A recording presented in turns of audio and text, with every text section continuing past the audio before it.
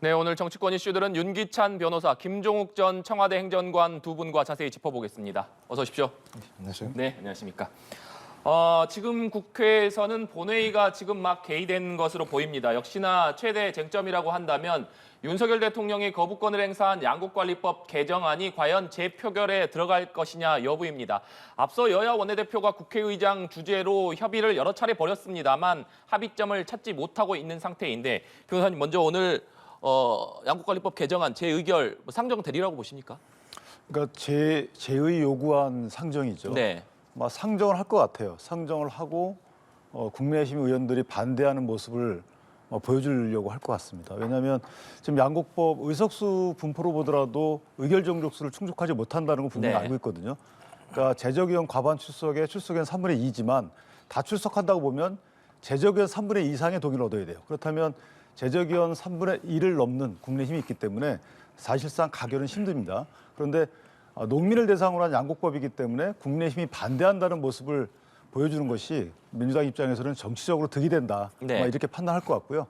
그런 면에서는 국민의힘 요구대로 조금 우려하는 부분들에 대한 조문에 대한 협의를 거쳐서 이걸 개정하자라고 하는 국민의힘 요구안에 민주당이 좀 귀를 기울이는 게 어떤가 이런 생각합니다. 네, 계속해서 합의점을 찾지 못하고 있는 상황 속에서 김진표 국회의장이 과연 상정을 할 것이냐 여부도 관심사항 아니겠습니까?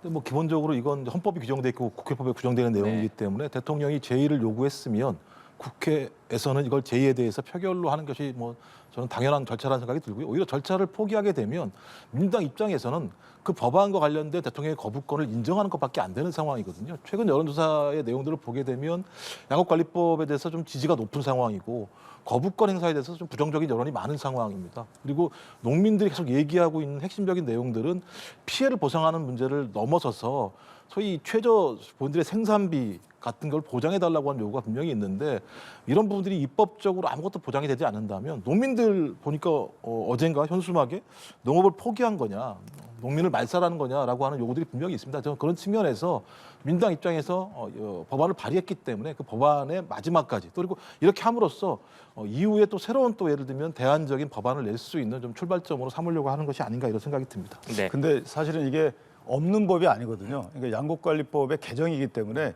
이게 만약에 농민을 위한 어떤 정책이 없는 상황이다 그러면 이거 시급히 제정해야 돼요. 근데 이미 양국관리법이 있고 이것이 수요와 공급 측면에서 보면 수요량을 밑드는 공급량을 무조건 사주느냐 아니면 정부 판단에 따라서 사주느냐의 차이예요. 그러니까 현재 현행 법령에서도 정부가 사줄 수 있는 근거 법령이 있습니다. 조문이. 그렇다면 정부의 재량에 맡기는 걸 못 믿고 이게 의무적으로 사주겠다는 거거든요. 그러니까 이런 차이가 분명히 있는 것인데 이것은 이미 그 정부의 정책적인 측면에서 판단의 여지가 있는 거예요.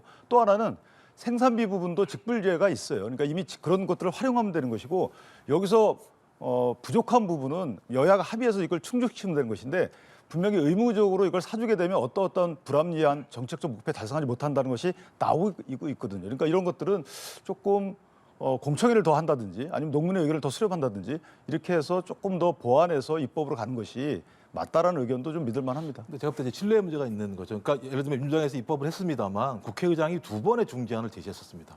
이 중재안이라고 하는 것이 말씀하신 것처럼 시장을 결함시키지 않을 만한 범주라도 넓혀진 측면들이 분명히 있거든요. 이것마저 국민의힘에서 받아주지 않았기 때문에 그렇다면 원칙적으로 소위 이 제도 기본적인 자체를 갖다 수용하지 않겠다라는 의지가 있는 거 아니겠습니까? 그랬을 때 협상의 여지가 있겠는가라는 부분이 분명히 있기 때문에 제가 볼 때 말씀하신 것처럼 좀 사전에 여야가 이런 부분에 대해서 협의를 통해서 소위 대안들을 마련했으면 좋은데 그 대안들이 마련되지 않은 상황이기 때문에 지금 상황에서 국민의힘 또는 대통령이 거부권까지 행사한 상황에서 신뢰할 수 있겠는가? 신뢰 문제가 좀 가장 크다는 생각이 들어요. 네, 하나만 더 보태드리면 그러니까 국회의장이 중재안을 내시긴 했어요. 그런데 그 중재안의 범위라는 게 예컨대 쌀값이 3% 하락할 경우에 의무적으로 산다 해서 3에서 5%, 2%의 차이가 있는 거예요. 이 범위가 레인지가 있는 거죠. 그다음에 초과 수요량이 몇 %에서 이걸 단정적으로 하지 않고 어느 정도 늘려놓고. 그러니까 결국 의무 매입은 똑같아지는 거죠. 그러니까 의무 매입 조항의 불합리성을 국민의힘은 지적하는 것인데 의무 매입 요건을 좀 넓혀놨을 뿐이지 의무 매입 조항 그대로 유지하고 있기 때문에 이것은 어차피 이 문제가 있다라고 하는 입법에 대한 문제 제기 차원에서 보면 똑같았다. 이런 생각. 근데 제가 좀만 더 말씀을 드리면 왜 그러냐면 생산량이라는 게 정해져 있어요. 그러니까 예를 들면 변동폭이 크지 않습니다. 말씀하신 것처럼 변동폭이 계속 왔다 갔다 한다면 상관이 없는데 최근 10년을 보게 되면 그 레인지가 대부분 정해져 있어요. 그럼 예를 들면 이거 넓혀주게 되면 말씀하신 것처럼 정부가 강제 매입을 하지 않아도 이제 국민의힘 말대로 문제가 없는 상황들이 벌어지고 있는데 그 몇 번의 상황 때문에 받을 수 없다라고 얘기하는 것 자체가 제가 볼 때는 논란의 여지가 있다는 말씀입니다. 네. 일단은 오늘 김진표 국회의장이 과연 상정을 할 것인가 그리고 재표결이 이루어질 것인가 아직까지는 알 수 없는 상황인데 변호사님께서 말씀해 주신 대로 국민의힘에서는 양국관리법 개정안에 의무 매입 조항이 들어갈 경우에는 어떠한 법안도 반대하겠다 이런 입장을 표명한 상황입니다. 만약에 오늘 재의결이 상정이 돼서 모두가 예상하는 대로 부결이 된다고 한다면 민주당은 계속해서 다른 법안을 또 입법하겠다 이런 방침을 밝힌 상황이기 때문에 오늘 만약에 양국관리법 개정안이 부결이 된다면 추가적인 입법을 통해서 다시 본회의에 올릴 가능성 역시 있을 것이라고 봐야 될 것 같은데 어떻습니까? 저는 그렇게 해야 된다고 생각을 합니다. 왜냐하면 이 제도가 들어온 가장 큰 이유 중에 하나가 뭐냐면 농민들의 피해를 어떻게 국가가 보상할 네. 것인가의 문제 아니겠습니까? 기본적으로 2021년 쌀 같은 경우 25% 정도가 폭락을 했습니다. 그러니까 예를 들면 이게 무슨 한 달 동안 월급을 받는 생활도 아니고 1년 동안 농민들이 농사를 지었는데 그 결과 25%가 폭락을 하게 되면 농민들이 생계를 유지하기 되게 어려운 상황이거든요. 이런 부분에 대해서 나름대로 국가가 개입해서 더 많이 떨어지는 부분들에 대해서 보장해 주자라는 측면들이 분명히 있는데 이런 일이 발생할 수 있지 않겠습니까? 이런 문제가 발생을 할 때마다 예를 들면 정부가 개입을 해서 저희 시장 격리를 했던 사례들이 분명히 있는데 시장 격리와 관련해서 저희 재경부 같은 곳에서 타이밍을 제대로 못 잡게 되는 문제가 발생을 해서 더 폭락했다는 측면들이 분명히 있어요. 그래서 이런 제도적인 결함이나 아니면 관료들의 판단에 맡기게 됐을 때 발생하는 이런 문제들을 어떻게 해소할 것이라는 부분이 분명히 있거든요. 그래서 민주당이 다시 이제 법안을 발의할 거라 생각이 들긴 합니다만 좀 국민의힘도 마찬가지인데요. 그냥 무조건 예를 들면 민주당이 제기하고 있는 안을 수용할 수 없다는 측면의 문제가 아니라 어떻게 하면 피해를 볼 때 적시에 개입할 수 있는지에 대한 대안을 만약에 국민의힘이 제시한다면 제가 볼 때 민주당이 수용하지 않을 이유는 저는 없다고 생각을 합니다. 네. 지금 민주당에서는 아마도 이번에 부결된다면 추가적으로 입법할 가능성을 계속해서 제기하고 있는 상황이고 국민의힘에서는 의무 매입 조항은 받아들일 수 없다고 하고 있기 때문에 여야 간의 추가적인 협의를 통해서 절충점을 찾는다면 좋겠습니다만 만약에 찾지 못한다면 또다시 민주당이 주도적으로 통과시키고 대통령실에 국민의힘은 거부권 행사를 요청하는 이런 일이 반복될 수 있다. 이런 우려들도 계속 나오거든요. 저는 그런 불합리한 일은 없을 거라고 네. 봅니다. 지금 이제 이게 이미 이제 그 통과가 됐으니까 이렇게까지 오는 것인데 그러니까 양국관리법에 민주당이 말씀하시는 것들이 일단은 뭐 식량 안보 하나 말씀하셨고요. 근데 네. 식량 안보는 지금 쌀이 남아돌기 때문에 식량 안보라는 논리는 맞지 않아. 오히려 다른 대체작물로 가야 되는 거거든요. 그러니까 다른 대체작물로 옮겨가는 것들을 막을 수 있는 법안이기 때문에 그 부분은 논리적으로 안 맞는 것이고 또 하나는 가격 유지예요. 농산물 가격 유지인데 이 가격 유지도 마찬가지입니다. 국가가 개입하기 이전에 이미 수요와 공급에 따라서 가격이 결정돼 있어요. 그 수요와 공급 중에 수요가 높은 경우에 공급이 높은 경우에 이게 사주자는 거거든요. 그러면 이미 수요와 가격에 따라서 가격이 결정된 마당에 이걸 사는 거예요. 그러니까 가격 유지라는 거는 국가가 역할을 못 한다는 네. 의미입니다. 그렇다면 쌀이 남아도는 이 결과를 어떻게 이걸 막을 것인가의 문제거든요. 그런데 만약에 이게 재량 매입이라면 국가가 재량 매입이라면 매입할지 안 할지를 농민들이 몰라요. 그럼 매입할지 안 할지를 모르는 상태에서 공급량을 조절합니다. 생산량을 조절하겠죠. 네. 매입하지 않을 가능성이 크기 때문에. 그런데 이게 의무 매입이면 무조건 생산해요. 그러면 이게 남아도는 이것을 계속 조장하는 의미가 되는 것이고 또 하나는 이런 여러 가지 세금에 투입되는 문제가 결국 우리 후세대에 부담이 되는 문제가 있는 것이죠. 그래서 농산업적인 측면에서 보면 그러니까 식량 안보 차원에서 보면 그런 문제가 있고 이것을 농산업적인 측면에서 봐도 이런 불합리함이 있다. 따라서 민주당이 조금 더 농민단체나 이런 의견들을 수렴하면 같은 법안을 재차내지는 않을 것이다. 저는 그렇게 생각합니다. 네, 양국관리법 개정안과 함께 또 관심을 모으는 부분이 민주당이 본회의에 직회부한 간호법 제정안 또 의료법 개정안이 오늘 상정될지 여부도 관심을 끌고 있습니다. 관련 단체들이 오늘 본회의를 유심히 지켜보고 있는 이유이기도 한데 어떻게 좀 전망하십니까? 아마 저는 상정할 거라고 보는데요. 의료법은 뭐 차치하고요. 네, 그러니까 간호법도 이걸 보면 처분적 법률, 그러니까 특정 계층, 일부 계층에 대한 효과를 주는 법안이거든요. 아까 양국관리법도 마찬가지입니다. 특정한 계층의 농민이라는 특정 계층, 또 쌀 생산 농가. 네. 원래 이런 처분적 법률은 가급적이 만들지 않는 것이 국회의 의무예요. 그러니까 일정 처분적 법률의 경우는 위헌이라고 판정까지 받거든요. 물론 꼭 필요하면 해야 되겠죠. 공감대가 형성된 경우에.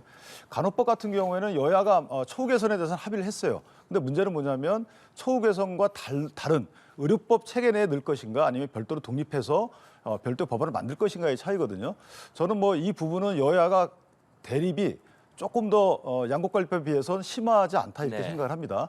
다만 이제 간호사 단체, 의사 단체가 우려하는 단독 개업의 가능성 이 부분은 의료법이 살아 있으면 막히는 부분도 있어서 저는 오늘 바로 표결할 것이 아니고 조금 더 논의하면 오히려 접근 가능성이 더 큰 법안 중에 하나다. 저는 그렇게 생각합니다. 네. 저는 이제 이 문제가 왜 논란이 되는지 잘 모르겠어요. 말씀하신 것처럼 지금 현 대통령께서 제가 볼 땐 22년도 1월 달에 이 문제 관련해서 간호사법 입법하겠다고 말씀을 하셨고요. 그러니까 양 대선 후보, 지금은 대통령이 됐고 한 분은 당대표가 된 분 모두가 간호사법에 대해서는 다 동일한 내용들이기 때문에 말씀하신 것처럼 지역사회라고 하는 것이 하나의 중요한 핵심적인 쟁점인데 간호사들이 소위 의사들의 의료행위 과정에 개입해 들어와서 그 포션을 좀 뺏을 거라는 측면이 분명히 있는데 간호사 처우 개선 문제 같은 경우는 기본적으로 기존에 있는 의료 체계에서 사회적 약자들에 대한 처우를 개선하는 문제예요. 핵심적으로. 당연히 처우를 개선하는 과정에서 소위 간호사들의 지위가 확장되게 되면 기존에 있는 권위 또는 기존에 있는 권한들이 줄 수밖에 없는 부분입니다. 이것마저 뺏기지 않겠다고 얘기하면 제가 볼 때는 의사들을 비롯한 기존에 있는 기득권 세력들이 자기 기득권을 아무것도 내놓지 않겠다는 얘기밖에 안 돼요. 저는 그래서 대통령이 말씀하셨고 그다음에 야당 당대표가 동의하고 또 제가 볼 때 쟁점 사안 자체와 관련해서 서로 신뢰 문제이기 때문에 여야가 좀 합의하면 제가 말씀하신 것처럼 이 문제가 이렇게 쟁점화되고 대통령이 거부권까지 그러니까 웃기잖아요.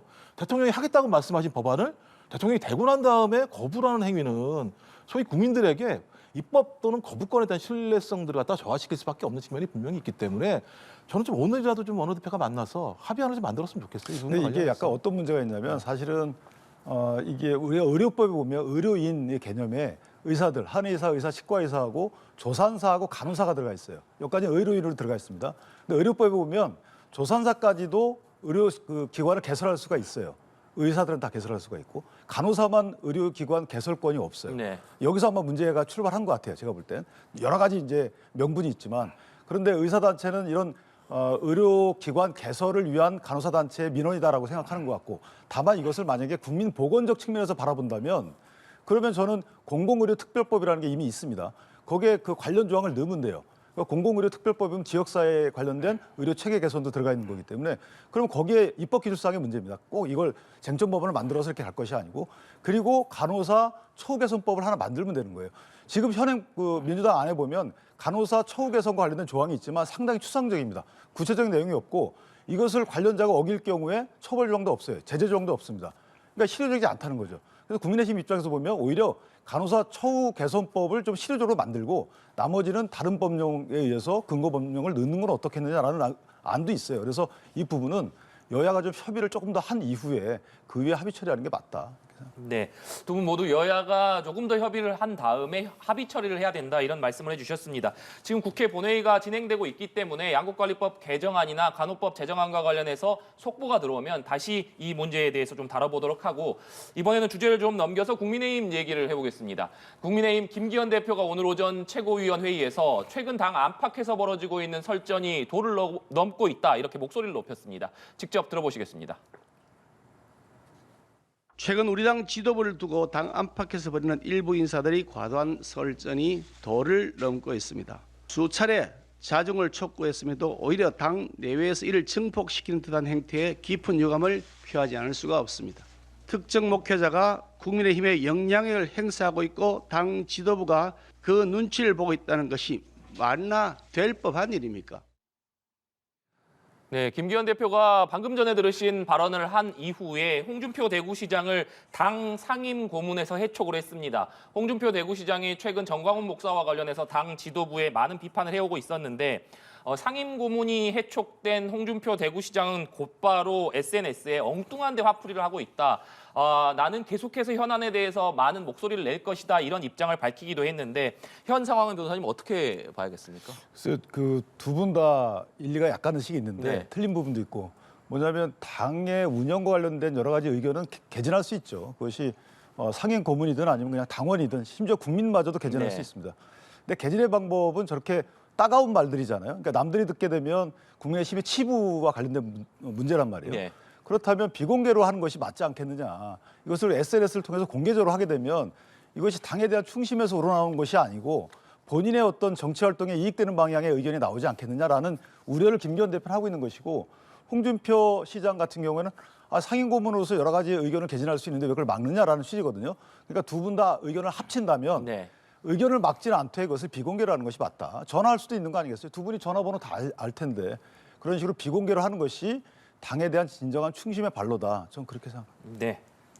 제가 전광훈 목사를 손절하라 그랬더니 갑자기 왜 홍준표 대구시장을 손절하는지 저는 모르겠고요. 전 기본적으로 가장 큰 문제는 소위 김재원 수석 최고위원이 아무 말이나 하고 있는데 거기에 대해서 아무런 제재를 가하지 않기 때문에 발생한 문제라는 생각이 들어요. 맨 처음에 5.18 헌법 전문에 수록하는 문제부터 시작을 해서 소위 우파를 전광훈 목사가 천하통하겠다 이런 얘기했을 때 국민의힘이 보여준 모습 같은 경우는 그것들을 일정하게 용인하는 모습이었어요. 근데 여론의 압박이 강해지니까 갑자기 중진 의원들이 상당히 강경한 목소리를 제기한 측면이 분명히 있거든요. 근데 이분들도 마찬가지입니다만 과거 상황을 분명히 생각을 해봐야 됩니다. 아니 지금 김기현 당대표가요. 2019년 11월 달에 무슨 얘기를 했냐. 그 당시 문재인 정부에 대해서 이 폐악한 정권, 독재 정권을 향해 외치는 이사야 같은 선지자가 저는 전광훈 목사님이라 생각합니다. 이런 얘기를 했어요. 전 이런 어떤 과거의 전력들이 계속 있어 왔기 때문에 소위 또 이번에 전당대회 과정에서 소위 전광훈 목사의 어떤 덕을 본 것이 아닌가라는 의혹이 분명히 가는 측면들이 있거든요. 그렇다면 이 문제에 관련해서 손절의 핵심은 전광훈 목사와 김재원 수석 최고위원이었어야 되는데 첫 시발점이 갑자기 홍준표 시장에 대한 상임고문 해촉으로 나타났다라고 얘기했을 때 국민들이 또는 국민의힘 지지층들이 이걸 납득하고 이해할 수 있겠습니까? 전 그래서 순서가 잘못됐다. 문제의 원인을 제공한 사람에 대해서 먼저 합당한 어떤 거기에 대한 처벌 또는 처리를 하고 난 다음에 거기서 부가적으로 문제가 발생한 분에 대해서는 추가적으로 뭐가 조치가 있어야 되는데 선호가 바뀌었기 때문에 이 또한 또 다른 논란이 나겠죠. 이거 전광훈 목사가 진짜 국민의힘과 무슨 관계가 많은 거 아니야? 라고 하는 의심을 받을 수밖에 없다는 생각이 들기 때문에 후속적으로 어떤 절차가 나오는지 좀 지켜봐야 될 거라고 생각합니다. 네. 근데 이게- 잠시만요. 네. 저희가 조금 전에 양국관리법 개정안이 본회의에 상정될 것이냐 여부에 대해서 얘기를 나눴는데 조금 전 본회의에서 이 안건이 상정됐다라는 소식이 들어와 있습니다. 조금 전 민주당이 의사일정 변경의 건을 제출해서 처리가 됐는데 대통령이 거부권을 행사한 양국관리법 개정안 재의결 안건을 다른 안건보다 먼저 처리하자는 것입니다. 이에 따라서 현재 여야 의원들의 찬반 토론이 진행되고 있는데 민주당은 재의결이 필요하다는 입장이지만 국민의힘이 반대에 부결될 가능성이 매우 큰 상황입니다. 재의결을 위해서는 과반 출석의 3분의 2 이상 찬성이 필요하지만 현재 민주당 의석수로는 이 요건을 갖추지 못하고 있기 때문입니다. 관련돼서 결과가 나오는 대로 다시 속보로 전해드릴 수 있도록 하겠습니다. 네, 계속 말씀 이어주신다면요. 근데 이 사태를 예컨대 홍준표 그 시장의 당에 대한 여러 가지 의견 개진, 이거 전광훈 목사의 당에 대한 여러 가지 의견 개진을 놓고 어느 쪽을 손들어줬다 이렇게 평가할 건 아니에요. 그러니까 전광훈 목사 관련된 것은 전광훈 목사는 저희 당에 의견 개진할 만한 어떤 당내 위치는 없단 말이에요. 이에 반해서 홍준표 그 시장의 경우에는 그 상임 고문이 말하는데 왜 뭐라느냐라는 말씀을 하셨어요. 근데 상임 고문이라는 직책은 이제 당에 한 30 몇 분 계신데 어쨌든 비공개로 하면 아무 문제가 없지만 공개로 하면 그런 문제가 있었던 것이고 또 하나는 최고위원회 의결을 거쳐서 협의를 거쳐서 이 상임 고문은 이제 임명하기도 하고 또 해촉도 하기도 하는데 문제는 그 김기현 대표가 뒤에 말했던 부분이 문제가 있는 걸로 봐요. 그것이 더 핵심이라고 보는 게 현직에 있는 분이 상임 고문을 하게 되면 네. 여러 가지 본인의 정치적인 이해관계에 얽매여서 말씀을 할 수가 있다라. 그렇기 때문에 상임 고문직을 해야 하는 게 해촉하는 게 맞다라는 판단을 했다. 이거는 좀 일리가 있어 보여요. 여태까지 상임 고문들은 현직은 거의 없었거든요. 그러니까 당에 본인이 정치적 활동을 하지 않고 있기 때문에 당에 대한 조언이 크게 오해받을 염려는 없는데 지금 이것은 본인의 정치적인 이익을 위해서 당을 공격한다라는 오해를 살 수 있는 위치다. 그래서 상임 고문직은 그런 불필요한 게 아니냐. 오해를 불러일으킬 직위가 아니냐. 이런 아마 판단했던 것 같습니다. 네. 그런데 한번 이 과정 일련의 과정을 좀 짚어본다면 홍준표 대구시장이 계속해서 지도부에 대한 비판을 했고 여기에 대해서 김기현 대표가 대구시장직에 좀 전념해줬으면 좋겠다 이런 입장을 밝힌 이후에 홍준표 시장이 상임고문이라서 이런 발언을 할 수 있다 이런 얘기를 했습니다. 그렇기 때문에 오늘 상임고문 회촉이 이런 차원에서 이루어진 것 아니냐 이런 해석들이 나오고 있는데 일단 홍준표 시장이 계속해서 입장을 밝히겠다라고 선언을 했기 때문에 상임고문에서 회촉됐음에도 불구하고 지금까지 있었던 이런 지도부의 비판이 계속될 가능성도 있어 보이거든요. 저는 계속될 가능성이 크다고 네. 봅니다. 왜냐하면 저것이 그 홍준표 시장의 말이 일리가 있는 부분도 없지 않아 있어요. 그러니까 총선을 대비한 거거든요. 그러니까 홍준표 시장에 만약에 대권을 꿈꾼다 하더라도 본인이 대권을 꿈꿔서 이기려고 한다 그러면 총선에서 좋은 결과가 나야 네. 됩니다. 그 이후에 또 대권을 가는 거니까. 그렇다면 총선을 위한 당의 입장과 일치를 해요. 그렇다면 총선을 위해서는 어떤 구도를 형성하고 어떤 당의 운영이 필요하다는 부분은 또 귀담아 들어야 되는 부분도 없지 않아 있습니다. 그래서 네. 당의 분란을 잠재우기 위해서 김기현 대표가 상임 고문에서 해촉을 했다 하더라도 그 내용 자체는 홍준표 시장이 말하는 내용 자체는 귀담아 들을 필요가 있다. 그렇게 생각합니다. 네, 이런 가운데 국민의힘이 당 윤리위원장에 황정근 변호사를 선임을 했습니다. 이제 윤리위가 본격 다시 가동되게 됐는데 1호 안건으로 정광훈 목사 발언 등으로 논란이 된 김재원 최고위원 징계 여부를 검토할 것이다. 이런 전망들이 나오고 있습니다. 이 부분은 어떻게 보십니까? 그래서 뭐 직권으로 윤리위원장 직권으로 징계 개시도 할 수 있죠. 네. 그런데 어쨌든 뭔가 청구가 있으면 하는 절차가 일반적이기 때문에 일단 징계 상황이 생겨야 됩니다. 예컨대 당에 대한 민심이 극히 안 좋아졌다 이런 징조가 나타나고 있거나 이래서 어떤 당원이 징계 청구를 한다거나 네. 이런 상황이 있을 수 있는데 저는 개인적으로 윤리위원장이 선임이 된 걸 보면 그 시점에 통상 보면 징계 개시가 누군가에 대한 청구가 있었어요. 그럼 일련의 관례를 보면 뭔가에 대한 징계 개시 청구는 있을 게 아닌가. 그거에 대한 뭐 양정은 모르겠습니다만은 그렇게 생각합니다. 네, 알겠습니다. 주제를 민주당 얘기로 좀 넘겨보겠습니다. 검찰이 재작년 민주당 당대표 선거 과정에서 돈 봉투가 오간 정황을 포착하고 강제 수사에 나섰습니다. 관련해서 여야 발언 듣고 대담 이어가겠습니다. 대미 도감청 사건을 덮으려는 의도로 급하게 꺼내든 것 같은데요. 최근에 검찰에서 무슨 충격적인 사건들을 꺼낼 때 보면 항상 이 정권이 불리한 현안이 터질 때마다 뭐 사건을 터뜨리던데 그런 소위 국면 전환용이라면 굉장히 위험한 그리고 굉장히 좋지 않은 의도의 접근이라고 보여지고요. 검찰이 너무 정치적인 어떤 행보를 너무 심하게 한다.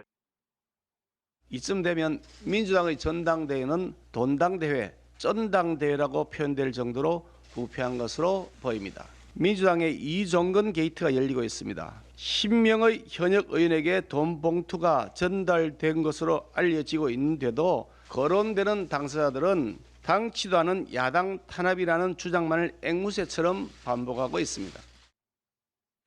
네, 검찰이 민주당 전당대회 돈봉투 의혹과 관련해서 민주당 윤관석, 이성만 의원을 압수수색했습니다.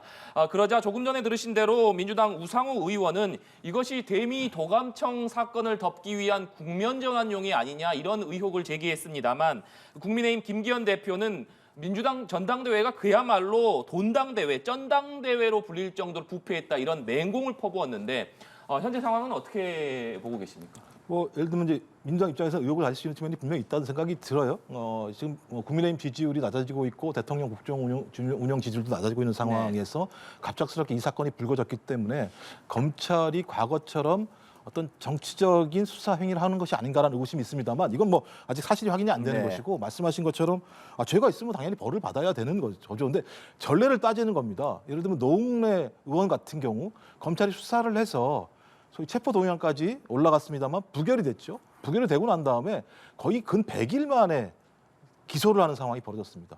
그러니까 그 100일 내내 예를 들면 어떤 일로 기소가 되는지 정확히 사실 확인이 안 되는 형태의 시간이 분명히 지난 거죠. 네. 또 하나 검찰이 1년 넘게 수사를 했습니다만 이재명 당대표 수사한 핵심적인 내용이 428억을 약정했다는 거 아니겠습니까? 그 내용 가지고 이재명 당대표와 정진상, 김영씨가 돈을 받았다라고 하는 이 부도덕성 문제랑 불법 문제 가지고 계속 제기를 하면서 검찰이 계속 피의 사실을 공포해서 내용이 나왔어요. 근데 결론적으로 검찰이 이 내용은 기소를 못했습니다. 이런 전례가 있기 때문에 지금 상황도 마찬가지인데 검찰은 어떤 증거가 있다고 얘기하고 있습니다만 이 증거가 있다고 얘기되고 있는 윤관석 의원이나 이성만 의원 같은 경우는 그런 사실이 없다고 얘기하기 때문에 이 두 전의 사례를 들어봤을 때 이 건도 만약에 이런 상황이라고 얘기한다면 검찰이 증거가 있다라고 압수수색을 벌이고 압수수색 이후에 수사를 진행하면서 피의 사실이 계속 공포되게 되면 그 사람은 범죄가 있는 것처럼 계속 많은 국민들한테 각인되는 상황이 벌어지게 되고 이 개인뿐만 아니라 민주당도 그런 거 아니야라고 하는 논란이 분명히 붙습니다. 전 그래서 수사를 오래 끌지 말아라. 진짜 증거가 있다면 빨리 증거 내용들을 수사해서 기소를 한 다음에 검찰이 하는 건 범죄가 있으니까 유죄를 확증하는 문제인 거잖아요. 근데 지금까지는 유죄 확증 내용보다는 오히려 수사 내용들을 길게 끌면서 정치적으로 활용된 측면이 매우 많았기 때문에 저는 그런 관행들이 없어져야 한다는 생각이 들고요. 이번에도 그렇다면 소위 우상호 의원 얘기처럼 이것도 검찰이 예를 들면 일정하게 이 카드를 가지고 있다가 이런 상황에 터트린 거 아니야? 라고 하는 의구심을 충분히 가질 수 있겠죠. 네, 변호사님은 어떻게 보십니까? 근데 이거는 검찰이 정치를 한 게 아니고 정치인이 범죄 행위를 한 의혹이에요. 이게 자꾸만 이 두 가지를 말을 바꾸는데 왜냐하면 녹음 파일이 2만 개라는 겁니다. 그 2만 개 녹음 파일을 다 일일이 검증을 해야 되는 부분이 있어요.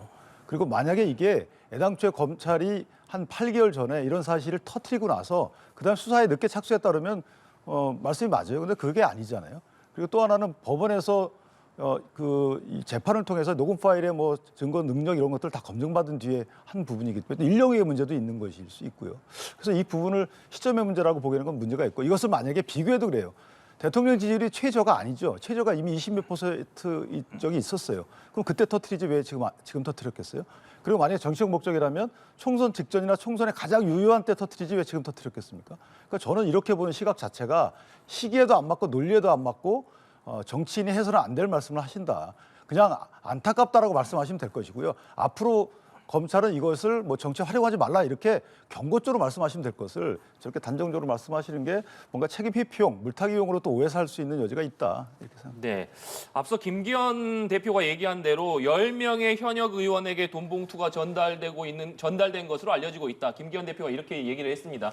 결국에는 이번 수사가 이정근 전 사무부총장의 수사 내용이 단초가 됐는데 이 녹취 파일이 있었다는 것 아니겠습니까? 그렇기 때문에 이 녹취 파일을 근거로 해서 이른바 이정근 게이트가 본격적으로 시작되는 것 아니냐 이런 전망들도 있거든요. 예, 뭐 핵심적으로 지금 이정근 씨 같은 경우 전 사무부총장입니다만 법원에서 1심에서 어떤 유죄를 확정됐기 네. 때문에 어떤 형태로든지 10억이라고 하는 돈을 수수했다라고 하는 부분들은 아마 법원에서 인정한 측면이 분명히 있는 것 같습니다. 이제 그 외의 문제겠죠.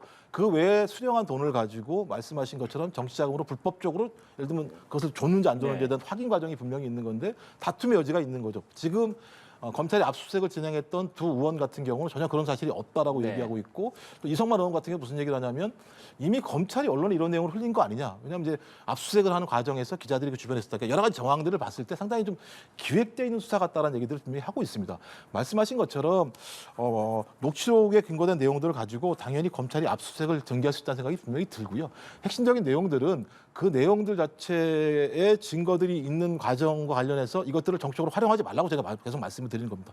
증거가 있다면 빨리 수사해서 빨리 기소를 해야 된다라는 말씀을 드리는 것이고요. 안 그러면 말씀하신 것처럼 녹취 파일이 매우 많다라고 얘기하면서 그 녹취 파일 내용을 하나하나 까면서 저희 그 공격 자체가 이정근 씨의 개인적인 비리 문제가 아니라 민주당을 공격하는 방식으로 활용된다면 검찰이 아무리 다 그런 의도가 아니라고 얘기할지언정 그 내용들을 가지고 국민의힘은 계속 민주당을 공격할 수밖에 없는 상황이 벌어지지 않겠습니까? 저는 그래서 그런 그런 잘못된 방식들이 아닌 검찰이 가지고 있는 방식대로 좀 빨리 수사하고 기소해서 유무죄를 빨리 다투는 것이 좀 맞다는 생각이 듭니다. 네. 근데 이게 사실 검찰이 첩보 활동을 통해서 얻어진 그 범죄 첩보 갖고 수사를 시작한 게 아니잖아요.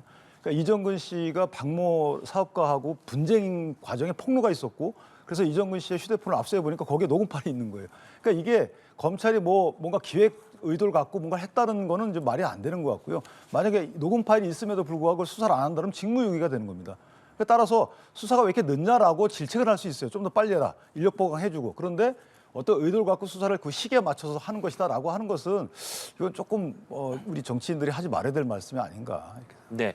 변호사님, 그런데 이정근 전 사무부총장에게 징역 4년 6개월의 중형이 선고가 됐습니다.